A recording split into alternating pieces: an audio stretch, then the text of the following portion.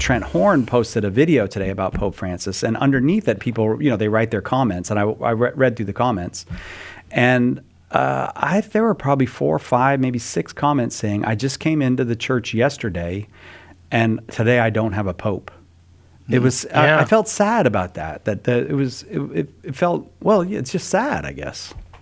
Yeah, even I remember in 2005, I was in college, and I'd never been in a church without a pope before, because I was born in '85, so I was what was I? I guess 20 when Pope John Paul II died, and it was very startling as a cradle Catholic. I can only imagine people who have come in and then suddenly find themselves without a pope, and I'm thinking here in Kansas City, we're in the process of getting a new bishop on the Kansas side. Us too. So that was already a great deal of change. And so finding yourself without a bishop or a pope all at once is a very strange spot to be at. Joe, Joe's ahead of us in this regard. We're not going to have a bishop named until there's a new pope. I guess so. No, it can't be, right? Because by canon law, I don't think even if the past pope had already signed it or something, that will all be stopped until the new pope comes, right? None of that can happen. Yeah, that's right. The basically everything in terms of church governance slows to a snail's pace. Wait, what is it usually at? What pace is the church governance usually at if we're going all the way down to snail's pace? I mean, if God wanted things to be done quickly, he would have put the Vatican somewhere else.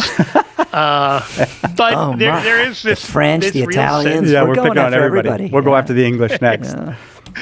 I mean, the Germans would have been fast. I don't know if it would have gone well, but they would have been quick about it. Yeah, all right. He put it in Rome. I mean, these were people who got stuff done. Yeah, Romans got True. stuff done. That's a good point. Yeah, so But what past tense. What happened? Go ahead, Joe. You were making a point.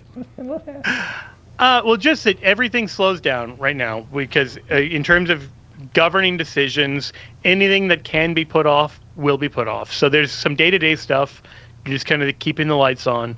That will continue to happen for the next few weeks. And if there are any truly urgent matters, they can handle that. But anything that you can defer to the next pope is supposed to be deferred. So I think you can expect, even Blessed Carlo Acutis, his canonization is now suspended. I didn't think of that. Oh, my goodness, Joe, because lots of people were going to Rome for that. Yes. Oh, wow.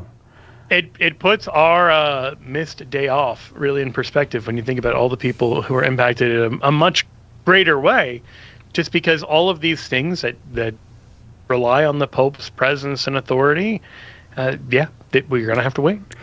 And so please pray. It's it's on the one hand it's such a big deal, but the other side of being Catholic is we don't have a bishop here in San Diego. We don't have a pope. Sunday Mass at the parish, weekday Mass, it'll all just be the same. It's odd it's both hugely dramatic and also not dramatic at all. Yeah, there is something to that part of the beauty of having tradition, part of the beauty of being part of something that is 2,000 years old, is that you don't have to worry, well, is this going to be a totally different religion with the next pope? No, right. You just, you don't want to say autopilot because that's not actually a spiritually healthy way to live. But there is a sense in which the fundamentals are baked in such a way that there is some presence and peace. And thanks be to God. And as Jimmy said in the previous hour, the likelihood of the seat being vacant for very long in modern times is very low, unlikely. What's the longest? Do either of you know the longest? It's been years. The longest it was vacant was 2 years, but that was many centuries ago. In the 20th century, most papal conclaves are just a few days long, because the current way it's set up, you need a 2/3 majority. So if all of this is one of the small things I've heard secular media get wrong. They've been saying 138 voting age cardinals or cardinal electors. There's actually 135 eligible cardinal electors. So 2/3 of that is, I believe, 90. So if 90 cardinals agree that someone would be a good pope, then we're good to go.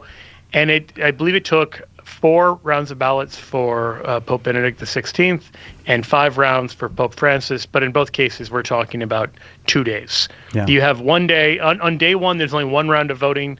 and then you have 4 rounds of voting on the subsequent days until, realistically, until you come up with the Pope. Put this in the perspective of, for example, the Western Schism, where there are at one point 3 claimants to the throne of Peter. Right.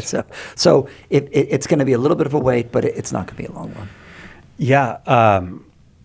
Right. Yeah. Right. We've had, but it's funny. Like even in the time of the multiple claimants to the papacy, the day-to-day life of the church is pretty. I mean, Jesus gave us a very sturdy structure. The life of the church just goes on. It's we're okay. You can have baptisms, marriages, in funerals. Spite of us. It goes on in spite of us. Yes, right. I'm sure that. Yeah. Well, I'm not claiming any responsibility for its health. I'm just saying it keeps going.